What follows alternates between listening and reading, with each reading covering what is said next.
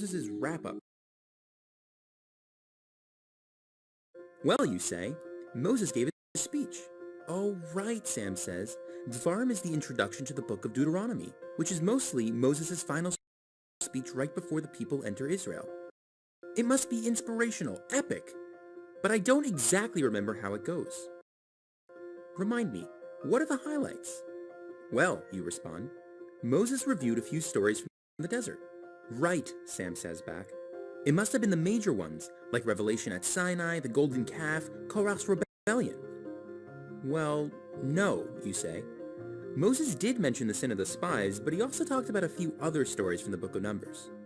Like when the nation avoided the land of Seir and Moab, when they went through the lands of Sichon and Og, and when Moses appointed new judges. Sam says, those seem a little random. But sum it up for me, like what was the speech actually about? And then you realize you don't really know. You know the stories Moses brings up, but you're not exactly sure why. Is Moses just giving a history lesson of the nation in the desert? Probably not, right? Because if it were, he would have told the big stories and not this seemingly random collection. Or maybe it's just an inspirational speech for the people of Israel. But the stories he picks don't seem particularly inspirational. No one is going to put, "Remember how we avoided the land of Seir," on an inspirational poster anytime soon. So what is this introduction to the epic speech of Devarim really about? This week on the Parsha Experiment.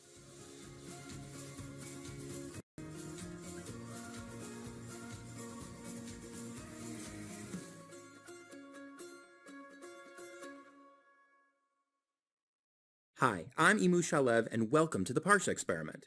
Let's take a deeper look at the 4 stories Moses mentions, and maybe that will give us an insight into what his speech is actually about. Let's start with the most well-known story of the Israelites' time in the desert, the sin of the spies. Spies went to Israel to scout the land, and when they returned, they reported how strong the Canaanite nations were. The people were terrified and lost their resolve. Moses recounts what he told them. Lo ta'artzun velo tir'un mehem. Don't be afraid. God will fight for you, just as he did in Egypt and in the entire time in the desert, like a father carrying his son. But that's not how the story happened. Back in Shlach, after the spies gave a negative report and the people lost resolve, Vayipol Moshe v'Aaron al pneihem. Moses and Aaron fell on their faces. Moses is silent. He doesn't say a thing. And then Caleb and Joshua, 2 of the spies, stepped forward. They rip their clothes, karu bigdehem, and give a whole speech. It will be great in the land. Al tira'um, don't be afraid. What kind of history lesson is this? Back in Shlach, Moses was completely silent, while Joshua and Caleb give the nation an encouraging speech. But in Moses' retelling, he's the one giving the speech. Did he just want to give himself the credit?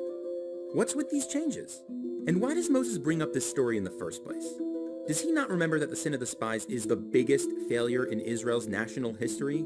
This is the reason the nation didn't enter the land 40 years ago. Wouldn't this just bring up their deepest insecurities, make them feel like they might fail again? What's going on here? Now, let's look at the next story Moses tells in his speech. Moses says that God told me, Atem ovrim bigvul achechem b'nei Esav hayoshvim b'seir. You are about to pass the border of your brothers, the children of Esav, who dwell in Seir. Al titgarubam, ki lo etein lachem eretzam. Do not contend with them, because I am not giving you their land. Why not? Ki Yerusha le'Esav natati es har Seir. Because I give this land as an inheritance to Esav. And Moses continues, God said the same about Moab and Ammon. Don't contend with them. Ki lo etein lachem eretzo. I'm not giving you that land. Ki livnei Lot natati es ar Yerusha. Because I gave them as an inheritance to Lot. Inheritance for Esav and Lot? I don't get it. Why do we hear about any of this? Moses even goes into excruciating detail about how Esav and Lot's descendants took hold of these lands. Before Esav, Horites dwelt in Seir. Esav destroyed them and settled there. And before Lot's children go to Moab and Ammon, Rephaim lived there. Am gadol v'rav varam, a nation of giants. Vayashmidem Hashem mipneihem, vayirashum vayishvu tachtam. God destroyed those giants, and Lot's children took over. I thought we finished talking about Esav and Lot back in Genesis. Why is the Torah randomly bringing them up again, telling us that we're avoiding their lands? And not only that, why is this story even important enough to be included in Moses' speech? This story doesn't even appear earlier in the 4 books of Moses. And now it's told brand new in this speech. Why? The next story Moses talks about is Israel's defeat of the mighty Amorite kingdoms of Sichon and Og. Moses says, "Vayetzei Sichon likratenu hu v'chol amo." Sichon came to battle with his entire nation. And yet, Vayitneu Hashem Elokeinu lifanenu. God delivered him into our hands. We destroyed the people and their cities. Lo hisharnu sarid. Not a thing remained. And then, the same thing happened with Og. Vayetzei Og melech habashan likratenu hu v'chol amo. Og came to initiate a battle, but Moses told the nation, Vayomer Hashem Elai al tiraoto. God said to me, do not fear him. And we destroyed him, just as we did Sichon. And we're given so much detail. Hinei arso eres barzel. Og's bed, it was made out of iron. Teisha amot arka ve'arba amot rachba. It was 9 cubits long by 4 cubits wide. That's about 13.5 feet by 6 feet. That's huge. A bed made for a giant. And the cities, they were terrifying. Kol ele arim bitzurot. Choma gvoa, dlatayim uvriach. All these cities that were destroyed were fortified cities, with high walls and gates and bars. Why does Moses include all the detail about these stories? Do we really need to know the size and make of Og's bed? Let's look at one last story. Actually, the first one Moses brings in his speech. And I think this one will help us to put together the pieces. Moses opens with telling the nation about when he appointed new judges for them. He reminds them, Va'omar aleichem ba'et hahi lemor. I said to you at this time, Lo uchal levadi se'es eschem. I can't carry you all alone anymore. Why not? Hashem Elokeichem hirba etchem v'hinchem hayom kekochvei hashamayim larov. Because God has multiplied you, and today you are like the stars in the sky. So Moses has a solution. Havu lachem anashim chachamim unevonim viduim l'shivteichem.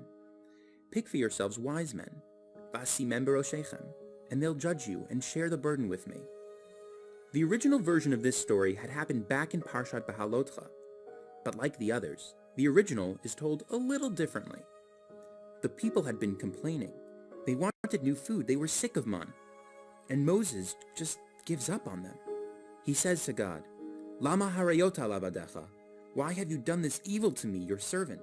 V'lama lo matzati chen be'inecha? And why haven't I found favor in your eyes? Lasumit masa kol ha'am hazeh alai, that you place this burden of the people on me. Lo uchal anochi levadi laseis es kol ha'am hazeh. I can't carry all this people by myself. Ki chaved mimeni, for it is too much for me. And God responds, okay, gather respected elders from amongst the tribes, v'nasu itcha b'masa ha'am, and they will share the burden of the people with you. V'lo tisa ata levadacha, and you shall not bear it alone. So why does Moses open his speech with this story? It definitely fails the inspirational test. Hey guys, remember that time when I was fed up with you? Also, it seems to fail the history test. Is this story of the judges so important that it needs to open up Moses' speech? The reason the judges story, and all of Devarim for that matter, is so confusing to us is because we're reading with the end in mind. We tend to read Sefer Devarim as Moses' wrap-up book, filled with repetitions and details that are an epilogue to the first 4 books. But that's because we know how this story ends. The people go into the land and build a successful kingdom. But there's one thing we're missing. This speech, it was given on the eve of the invasion of Canaan. The people, they were about to go to war. And if it were me in the crowd, I'd be terrified. God has been providing for them completely for 40 years. He's been vanquishing their foes in battle. But in Israel, that's not going to happen anymore. We're going to have to fight, conquer land. God's going to be with us, but he won't be as actively present. What will that look like? Will we have to do everything on our own? This speech was William Wallace in Braveheart. It was every major halftime locker room speech. Moses wasn't recapping anything. He was telling them, you can do this. He carefully selects his stories, each with a particular argument as to why the people should be courageous. He begins, "Remember when we appointed new judges? I know it seemed like I was mad, and it's true I was frustrated. I couldn't handle you. But think about why you were too much for me to handle. Hashem Elokeichem hirba etchem, v'hinchem hayom kekochvei hashamayim larov. God has multiplied you, and today you are like the stars in the sky." Moses doesn't bring up that story to berate them. He brings it up to encourage them. What could have been remembered as a disheartening episode, a time that they were put down by their leader, Moses shows them that they were actually lifted up by the only leader that matters, their Father in heaven. Yes, you were too much for me, but what a blessing that you become too numerous for any one man to carry. I know you're scared, but remember, God follows through on his promises. He fulfilled the promise about making you a vast nation. He will also fulfill his promise to protect you in the land. He'll be with you the entire time. Then, Moses talks about the sin of the spies. Again, not to dishearten them, but to give them renewed courage. Israel is now in the exact same position, facing the exact same test as the generation of the spies. They're about to face the Canaanites, the very mighty nations their ancestors were terrified to confront. How can we do what they didn't have the courage to do? Moses recognizes that fear, understands that, and in this speech, addresses it. He isn't interested in telling them history. Instead, he takes them back in time and gives them the speech that they need to hear. Moses focuses on how God was with them and would continue to be with them. Remember, like I told your parents then, Hu yilachem lachem, God will fight for you, kechol asher asa itchem b'mitzrayim le'einechem, just as he did for you in Egypt, before your very eyes. Uvamidbar asher ra'ita asher nisa'acha Hashem Elokecha, and in the desert, you've seen how God carried you. Kasher yisa ish et bno, like one carries his son. Bechol haderech asher halachtem, everywhere that you've gone. Ad boachem ad hamakom hazeh, all the way up until you got to this place. He has never abandoned you, and as you enter the land of Israel, know that he won't abandon you now. But you're still scared. Maybe God will be there with us, but we still have to conquer all of these nations. So now, Moses brings up Esav and Lot. Why does Moses tell us about this? Well, think about how these stories must have sounded to Israel. Remember your cousins, Lot and Esav? God promised them that they would receive an inheritance, and that promise came true. Now, it's your turn. Remember how years ago, mighty nations dwelled in those lands? Nations filled with Rephaim, Anakim, filled with giants. Esav and Lot were able to utterly obliterate them. How? Because God promised those lands to Esav and Lot, and God fulfills his promises. He conquered those lands for them, just like he'll help conquer the land he promised to you. The detailed stories of Sihon and Og now also make sense in this pep talk. Sihon and Og had been the leaders of strong, mighty nations. The cities were so fortified, and they were giants. Look at how huge Og's bed was. We had every reason to fear, and yet, with God's help, we utterly wiped them out. As if Moses is saying to them, hey, you've done this already. With God's help, you succeeded last time, and you will again. God is with you. Don't be afraid. Over and over, Moses is building them up, giving them courage. God has blessed you just like he promised. God is with you like he has been in Egypt and in the desert. God has given people land, and he's giving you this land. And with God's help, you have succeeded in miraculous military victories before, and you will again. In his speech, Moses retells specific stories in a way that highlights this particular message, that God will be with them in this next step. Even though God's presence won't be all around you, as it has been up until now, don't fear. He's right there, and he'll never leave you. Sefer Devarim is referred to by Chazal as Mishnah Torah, a book of repetition. But if we take it at face value as repetitive stories, then we lose its meaning.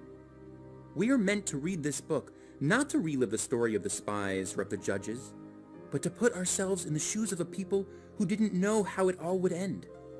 We're meant to draw courage from the miracles of our past and draw strength from God's promises about our future. When we as a people don't know the end of our own story, will we draw strength and maintain our own faith? Join us as we continue to explore Mishneh Torah next week on The Parsha Experiment.